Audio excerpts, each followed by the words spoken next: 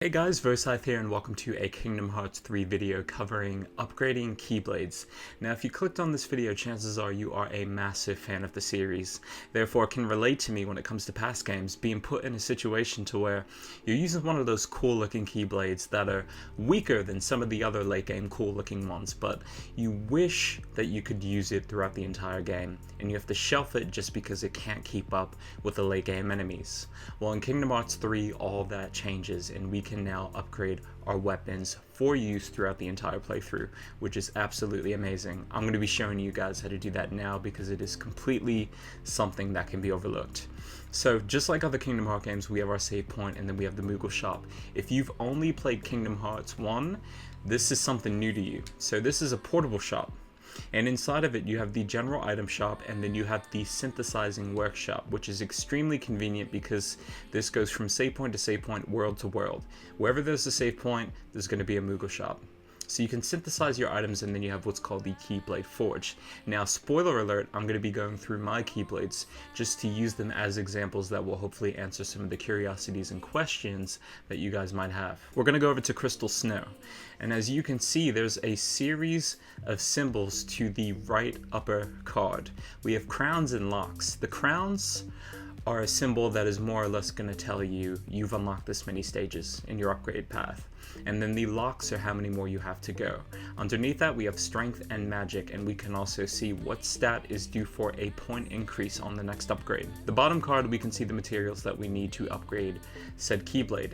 Now I've already upgraded Crystal Snow twice, so the materials list has changed. So I'm going to go over to two Keyblades that I haven't upgraded at all, and as you can see I'm using the Kingdom Key and Hero's Origin for example. The base material is always the same, so you need the 1 fluorite and 2 wellspring shards. Now you can get fluorite from the Moogle Shop, which is extremely convenient. I'll show that to you guys after I'm done with this whole explanation, just shedding light on the things you might be curious about. And then the wellspring shards you can actually farm in the frozen world, which is really cool. That's where I got the Keyblade of choice for me, which is the one I had up for you guys before, and that is this guy right here. So now going back to, again, just 2 default Keyblades that I can use for example, your next curiosity is going to be, well, I see that you gain a point in one of those 2 statistics per upgrade, strength and magic. Is it the same all the way through? So Shooting Star for example, my next upgrade is due in for a magic increase. Is it always gonna be magic for every time you upgrade it? Luckily, I've got great news for you guys. Every time you upgrade your Keyblade in Kingdom Hearts 3, it's going to rotate those 2 statistic tiers, which is amazing because that means that you can use these Keyblades no matter what kind of build you're running. Obviously, you want to use a magic Keyblade for a magic build to get the most out of your DPS, but you might play better with something form-wise. All these Keyblades have different forms and I highly suggest you go through them all. Now you probably noticed that the bottom card and the material requirements changed.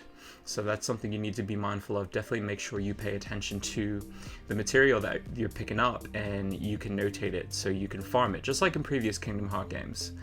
The other thing I want to point out is these Keyblades have abilities. So we're going to go over to the Toy Story Keyblade, which is the favorite deputy. And as you can see, this Keyblade, for example, comes with Lucky Strike, Shooting Star, Magic Treasure Magnet, so on and so on. Now, as you upgrade some of these Keyblades, you'll gain additional abilities for them, which is really cool. So we're going to go over to the Toy Story one. Just go through our upgrades. And you can see those numbers again rotating.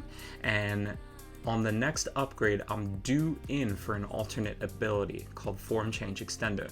So these are more or less just abilities that are on your ability list. For example, just some of the stuff that Sora has, and the Toy Story Keyblade is really good because by default it comes with Lucky Strike, which is absolutely excellent for farming items, and funny enough, items that you can use to upgrade your Keyblades, for example.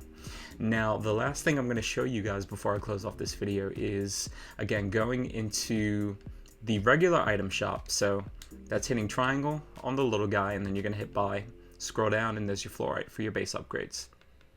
You can go through and buy as many as you need, and then once again, for just your default Keyblades you can pick up Wellspring Shards. Here in the Frozen world, I was able to get some up in the mountains off the normal enemies.